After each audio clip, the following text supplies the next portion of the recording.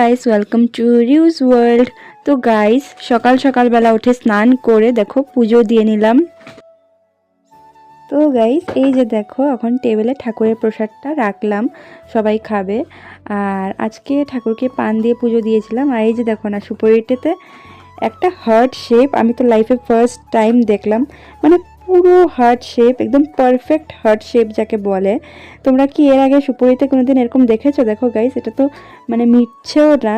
মানে আমি হাত দিয়ে এরকম টাচ করেও দেখলাম যে কিচ্ছু হচ্ছে না। মানে পুরো একদম perfect heart shape first time দেখলাম, ভীষণ ভালোই লাগলো। মানে সুপুরির মধ্যে পানের শেপ এরকম হয়ে গেছে। তো তোমাদের কীরকম লাগলো এই শেপটা দেখে সুপুরিতে, কমেন্ট করে জানিও। তো লাভার্সরা এক দুজনকে গিফট দিতে পারো, যারা পান খেতে ভালোবাসো তারা এইভাবে সুপুরি গিফট করতে পারো যদি এরকম লাভ শেপ থাকে, কাপলসরা স্পেশালি। আর গাইস, বনুর ফেভারিট তো স্ট্রবেরি।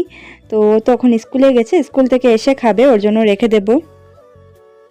তো গাইস, বনু স্কুল থেকে আসার পর ভাত খেলো, তারপরে কিছু হোমওয়ার্ক ছিল ওগুলো কমপ্লিট করলো, তারপর আমি টিউশন পড়ালাম।